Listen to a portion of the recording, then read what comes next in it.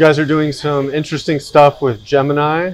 How long have you been testing that out, and what are you doing exactly? Yeah, so we started the Gemini pilot about 3 months ago, well, 2 months ago.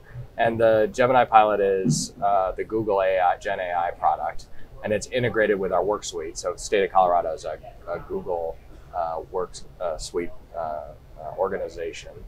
And what we've been doing with Gemini is essentially creating a pilot of about 150 people across the state of Colorado. These are government employees, and they're using Gemini to do whatever they can think of in their area of expertise. So people who are analysts, for example, are using the spreadsheets to create, to use Gemini to create better spreadsheets, better analysis, and test its limits that way.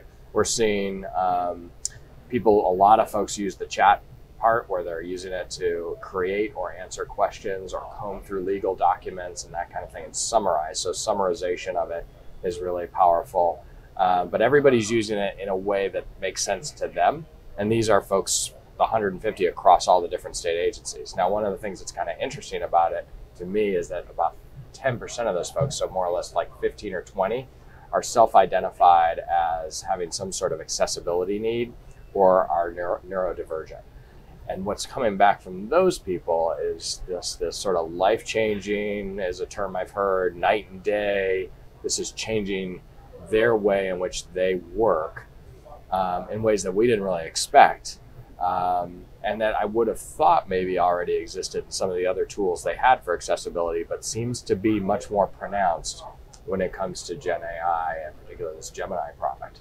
What to me is especially promising about that, given Colorado's commitment to making government accessible, is what that might mean to the rest of Colorado, not just the folks who work for the state of Colorado, but across the board. How can we use these Gen AI tools like Gemini to make Colorado more accessible?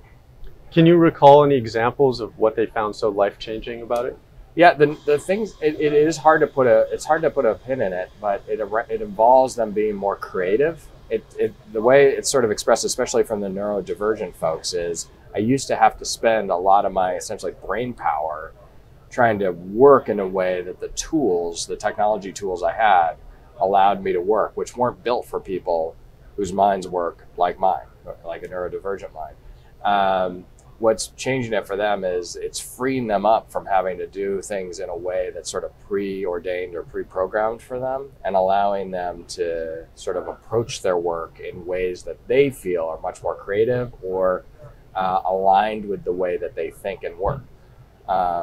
It's still a little bit early to tell exactly what some of those use cases are, but I think what's apparent is that it's not just one or two people, it's everybody in that community is saying the same type of thing, that their minds are freed up to work in ways that they never anticipated would be possible.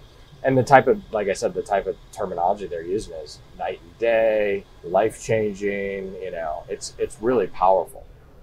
How much more testing do you need to do before you understand? Not much.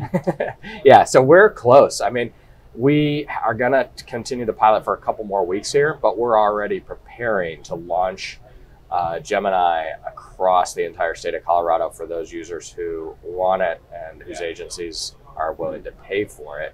It doesn't mean that will be the only tool we use, but that's one we want to put into the hands. So Governor Polis, Jared Polis, is very bullish on the use of AI, generative AI in particular, to bolster the workforce. And what we didn't want to do is just put everything out there and then not understand it. So a couple of things we're doing is we had a really intensive training program through Innovate US. When I say intensive, it doesn't mean it's a lot of time. It's maybe 2 or 3 hours of training to give people the basics that they need to know. And then we're putting that tool in their hands just as sort of like a baseline tool for them to get working with.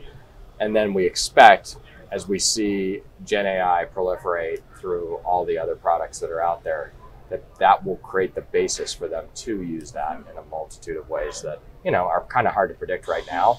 But we're certainly not taking the stance of, let's be super cautious and not use it. We're much more at the other end of the spectrum of let's get this into the hands of as many people as possible. Outside of training, what sort of operational challenges do you anticipate once you go for a full-scale rollout?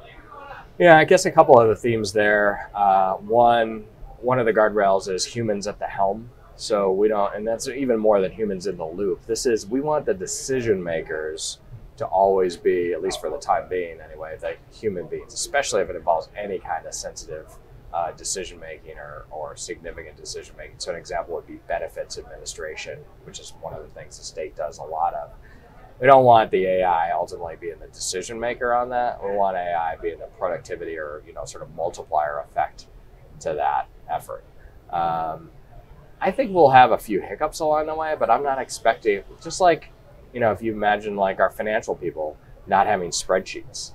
Could they do their jobs without spreadsheets? Sure, but nobody's doing their jobs without spreadsheets. They're all using that. And I think like we'll see the same thing with AI. It'll be used by people in different ways that are unpredictable, and that's one of the interesting things about it.